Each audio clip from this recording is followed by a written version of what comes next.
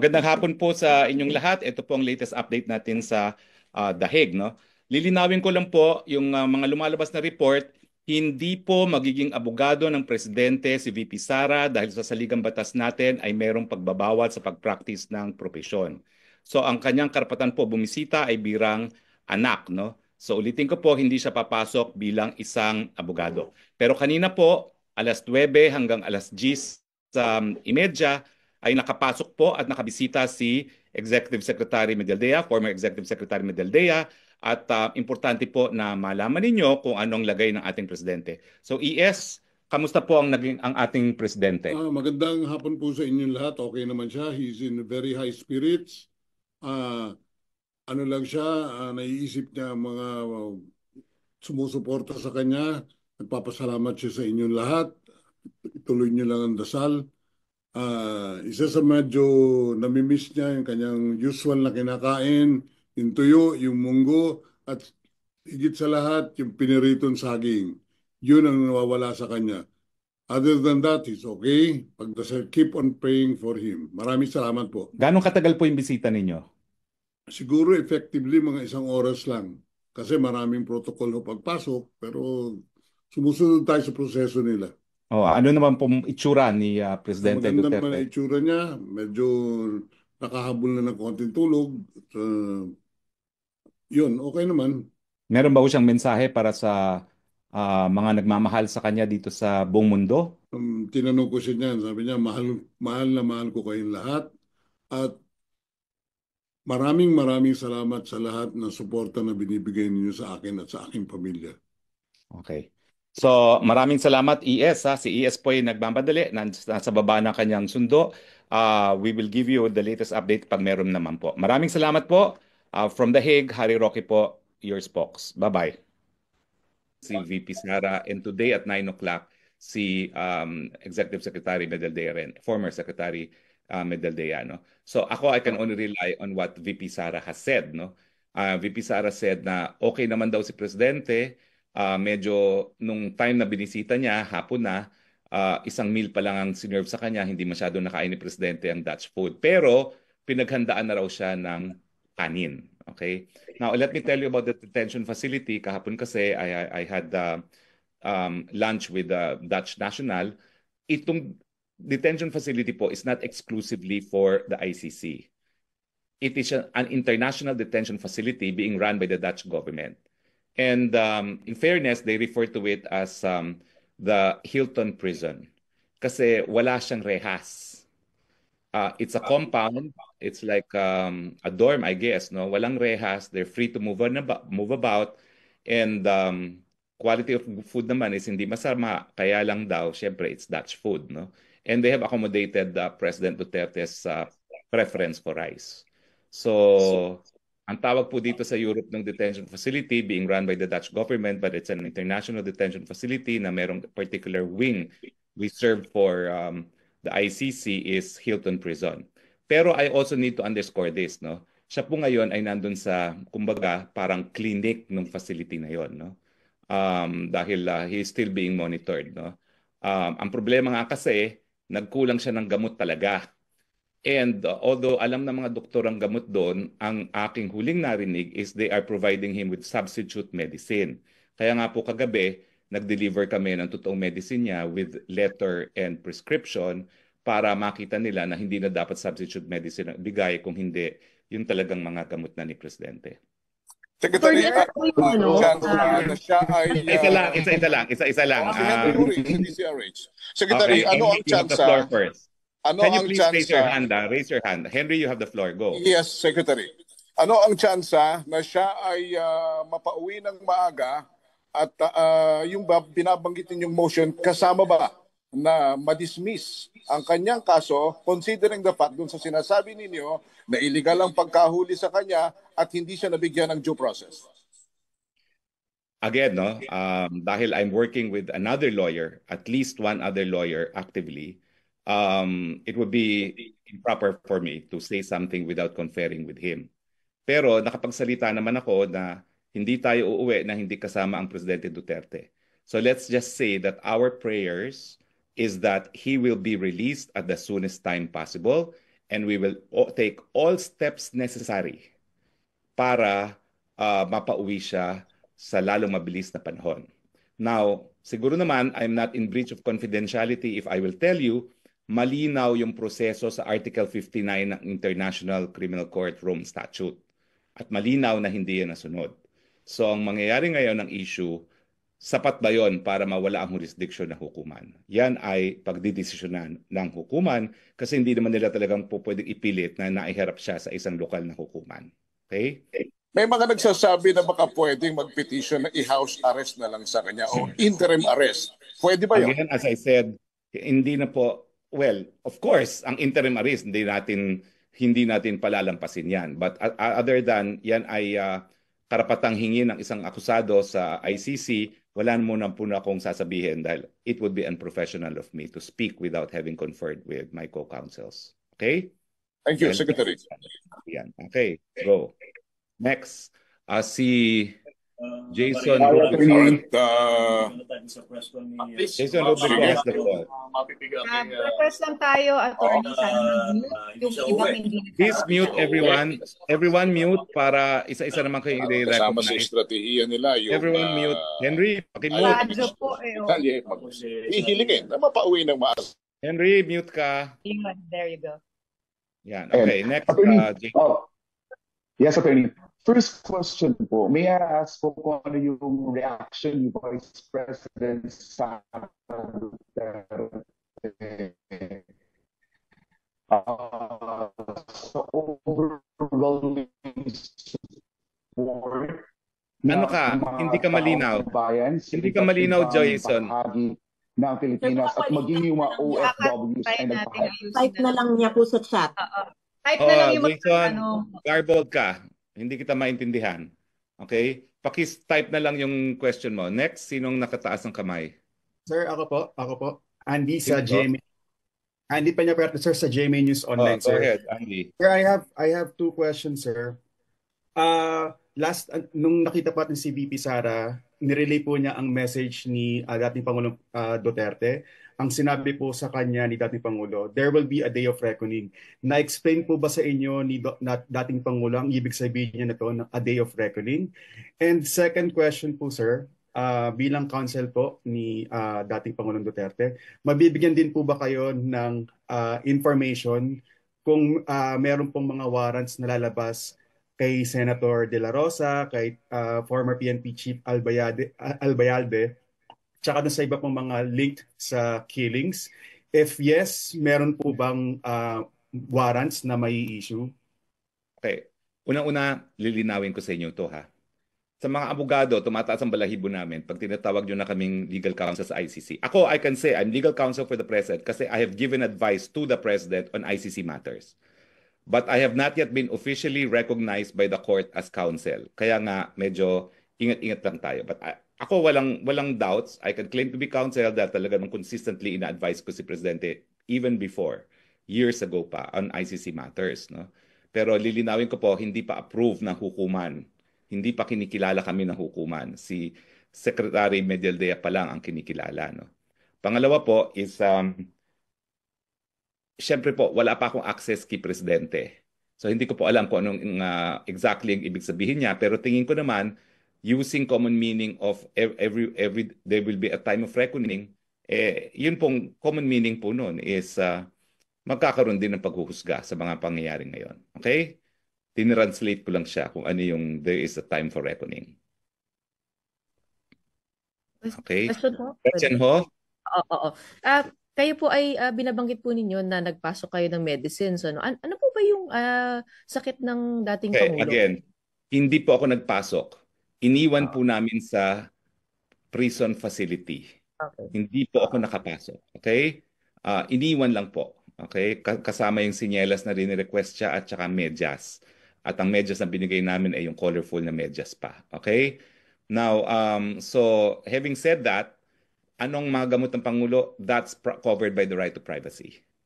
Okay? He may be president, but he doesn't have to broadcast to the world his medical condition. That's considered absolutely private information. But he has been deemed as fit by the doctors inside, no? So hindi naman po serious I'm Kung ano man po. sorry, again, you're not precise. He was deemed fit to appear, but it was also deemed fit that he will only appear by video. Malinaw po yun. Malinaw po yun. Kaya nga hindi na siya pina-appear. Okay? But his deemed fit is only for purposes of appearance by video. Okay? So that says a lot, I think. That says a lot already. Okay?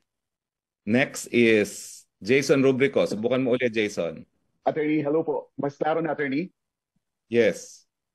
Yes po. Attorney, kanina, may we know the reaction of Vice President Sara Duterte doon pa sa overwhelming support na ipinapakita ng taong bayan. Yesterday, sunod-sunod yung mga prayer rallies, not just here in the Philippines, but also around across the globe po, mga OFWs na nagpakita ng suporta kay dating Pangulong Rodrigo Roa Duterte. Nako, talaga naman pong nakakahabag sa damdamin ni VP Duterte yung napakalakas na suporta na pinapakita ng mga kapwa Pilipino natin, hindi lang dito sa dahig, kundi sa buong daigdig. I can confirm that the VP, being of her generation, is always online. Siya pa nga nagbigay sa akin ng unlimited data, no, from an eSIM, which is very powerful. She is forever grateful for everyone for showing their support to the president. And yan po nagbibigay ng lakas, hindi lang sa kanya, kundi sa buong pamilya, na malalampasan din ni Presidente Duterte itong pagsubok na ito. Attorney, usap-usapan po online yung paggamit ng litrato ng mga yumaong individual ng makakaliwang grupo sa EJK rally. At isa na nga rito yung doktor na pumalag dahil ginamit po yung litrato ng kanyang yumaong ama na di umano'y nasawi dahil dito sa extrajudicial killing. Pero yun nga, pumalag sila dito. Marami rin na ibang mga individual ang pumalag sa paggamit ng mga litrato. Nakaabot ba ito kay Vice President Sara Duterte? And you, Attorney, ano po yung reaction niyo dito? As I said, mas bata si VP Sara sa akin, mas teki yan.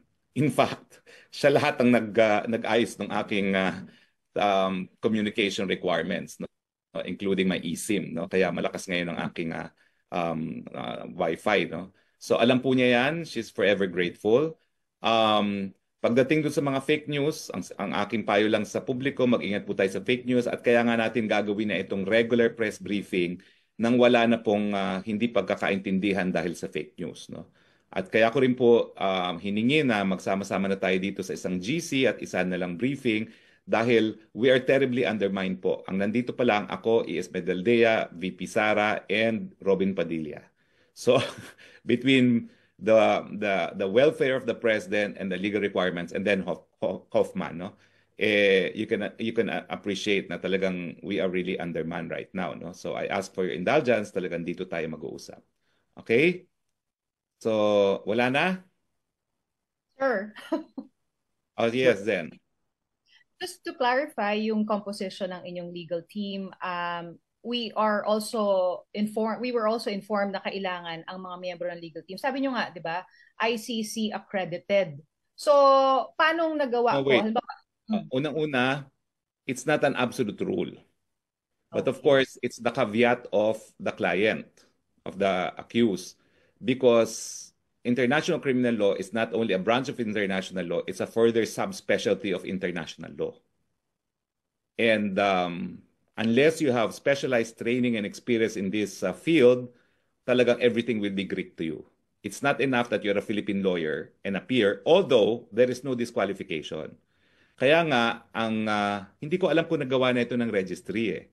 Kasi si ES naman kasi kasama niya sa eroplano, no? But the very first thing that the registrar will ask the accused to do is, here is the list of 200 lawyers accredited by the List Council.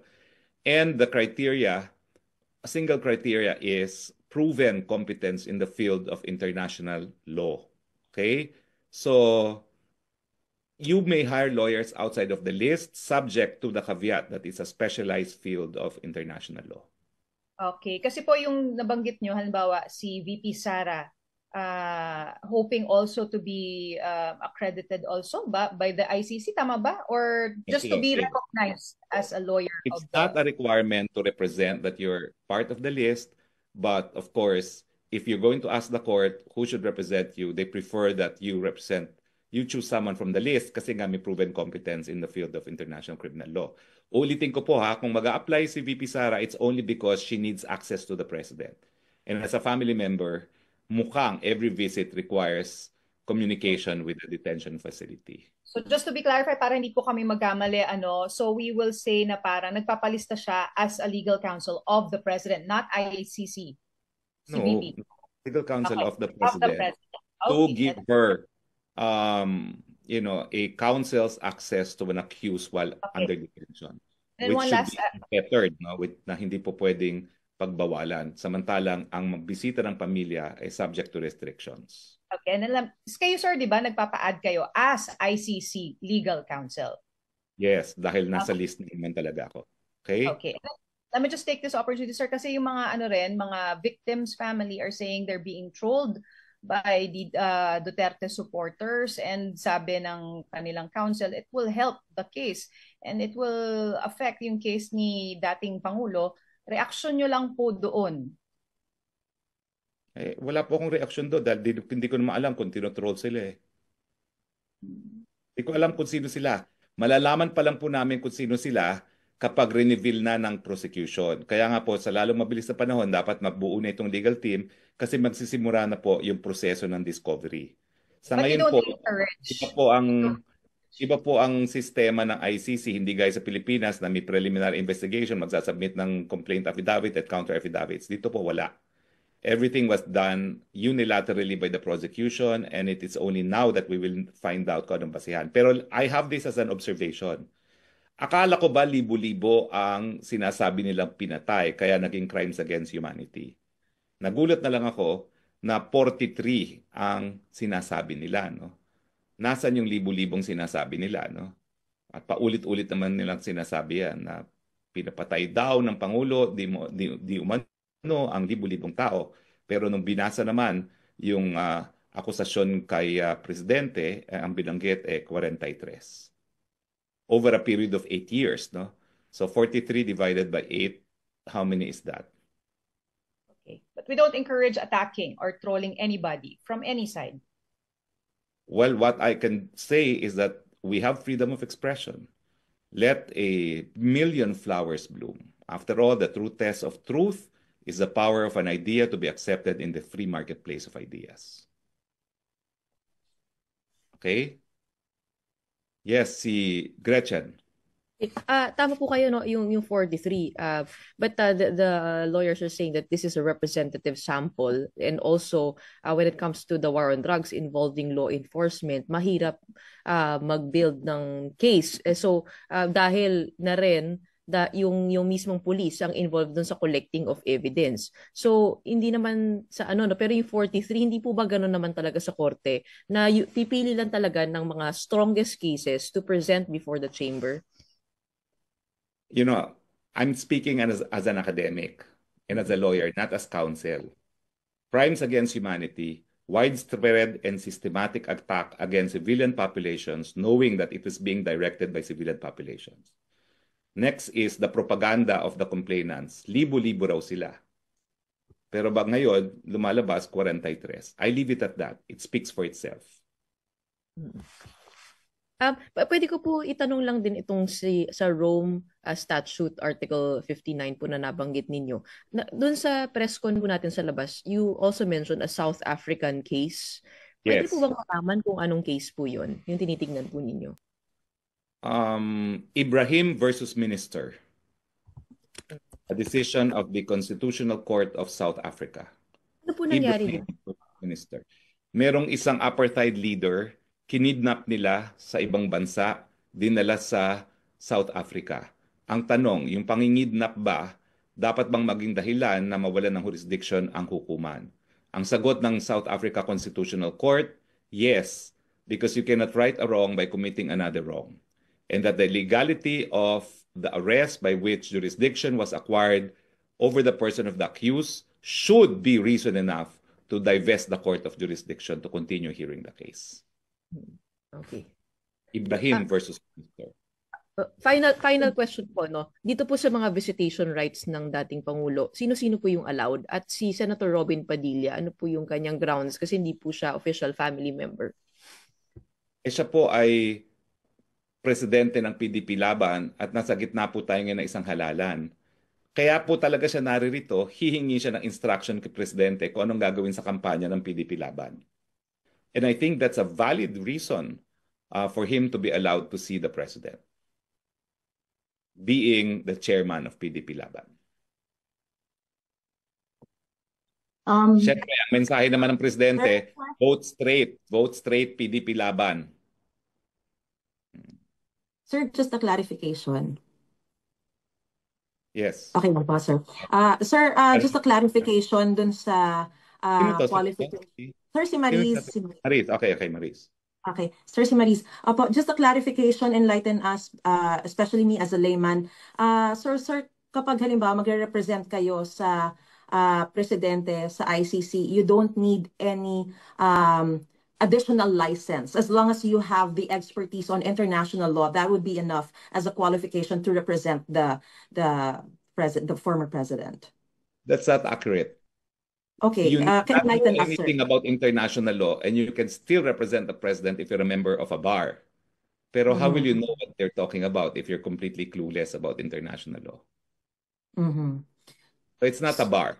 It's just that the registry maintains the list kasi nga proven competence in international law ang requirement to be in the list, no? So at least if the accused will choose from the list counsel, there's at least the assurance that he's been pre-screened to know what he will be talking about as counsel before the ICC. But if you have additional counsels to represent and you will be applying for that, you don't need It's not a any requirement other that you be in the list counsel. But there are rights of list counsel members, of course, na they may not be able to avail kasi meron kaming advocate in the court. So for instance, no, if I feel I'm not being accorded the right to visitation, then we can complain to our advocate and it can be sent to the court and acted upon. It works as a bar association. So it represents the lawyers appearing before the ICC, specifically the concerns on parity of arms. Kasi talagang lahat ng karapatan binibigay lang nila sa prosecution. All right, sir. Thank you. Okay, so okay na si Gretchen, okay na si Jason. I have no further questions. Okay. Sir, this is Joe Feltesorio from correspondent of ABS-CBN. Yung question ko lang, you said that restricted kasi yung access ng family. In your experience, how long did it take you to get access to ex-President Duterte? And darating po yung pamilya ni ex-President Duterte in the coming days. So how will it go when it comes to getting all access? visits to the detainees are limited to 1 hour. And all are subject to approval if you are family. Kaya nga importante sa amin as lawyers to be accredited kasi we don't need their approval. Kailangan pa rin actually ng approval kasi si E.S. Medellea cannot go in and out, no? He also has to notify them when he wants to come, no? Pero they have more counsels, of course, accredited and recognized counsels by the court. Know that the right to counsel is one of the basic and fundamental right of all accused in the ICC. And then follow-up lang po, yung 1 hour na visit na yan, how long did it take you to get the permission? Si E.S. Medellea yun, no? Si E.S. Medellea kasi, as the accompanying lawyer, was recognized as early as possible as lawyer, no? So siya naman, he filed it the day before. And he was only notified on the day itself na pwede na siyang pumunta. So, mabilisan because otherwise, hindi matutuloy yung proceedings na walang counsel na present si Presidente Duterte, no? So, they also had to make sure that the president was represented by counsel on the first